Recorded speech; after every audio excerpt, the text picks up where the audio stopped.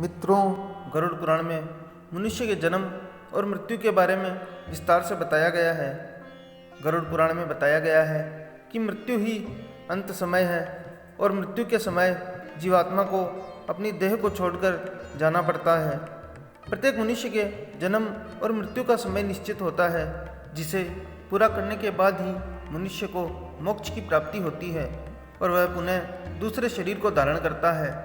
परंतु जब किसी की अकाल मृत्यु हो जाती है तो उस जीवात्मा का क्या होता है और अकाल मृत्यु किसे कहा जाता है, आज हम आपको इसके बारे में कुछ जानकारी बताएंगे। गरुड़ पुराण के अनुसार मनुष्य के जीवन के 7 चक्र निश्चित हैं। अगर कोई मनुष्य इन चक्रों को पूरा नहीं करता है, अर्थात समय से पहले मृत्यु को प्राप्त हो जाता है, तो उसे मृत्यु के बाद भी कई प्रकार के कष्ट भोगने पड़ते हैं।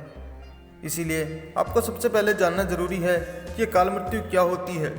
गरुड़ पुराण के अनुसार यदि कोई प्राणी भूख से पीड़ित होकर मर जाता है या गले में फांसी का फंदा लगाने से, विष से या अग्नि से मृत्यु को प्राप्त हो जाता है, अथवा जिसकी मृत्यु जल में डूबने से हो या सर्प के काटने से हो या किसी दुर्घटना के कारण या किसी रोग के कारण जिसकी मृत्यु हो जाती है, ऐसा प्राणी अकाल मृत्यु को प्राप्त होता है। इसके साथ ही गरुड़ पुराण में आत्महत्या को अत्यधिक निंदनीय और घृणित बताया गया है।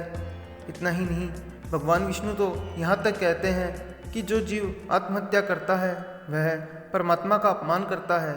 साथ ही गरुड़ पुराण में यह भी बताया गया है कि यदि किसी मनुष्य या प्राणी की मृत्यु प्राकृतिक रूप से होती है तो वह 3, 10, 13 या 40 दिन में दूसरा शरीर प्राप्त कर लेता है।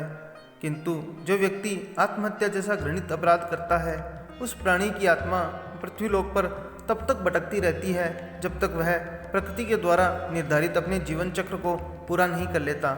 ऐसी जीवात्मा को न तो स्वर्ग की प्राप्ति होती है और न ही नरक लोक की प्राप्ति होती है।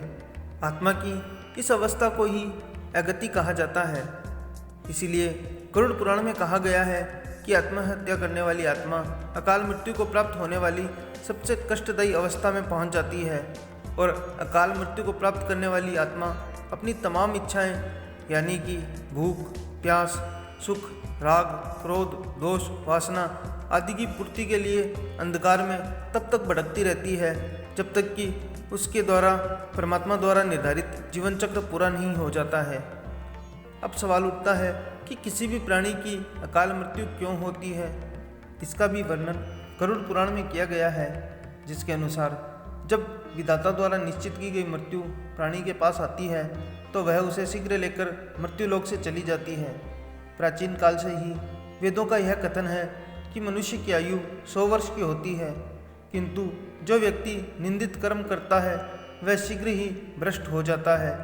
जो व्यक्ति वेदों का ज्ञान न होने के कारण वंश परंपरा और सदाचार का पालन नहीं करता है और जो आलस्य के वश होकर अपने कर्म का परित्याग कर देते हैं, और वह पुरुष जो हमेशा पर स्त्री में आसक्त रहते हैं, ऐसे महान दोषों से युक्त मनुष्यों को अकाल मृत्यु आती है। तो मित्रों, यह वीडियो आपको कैसा लगा हमें कमेंट बॉक्स में ज़रूर बताइएगा। धन्यवाद।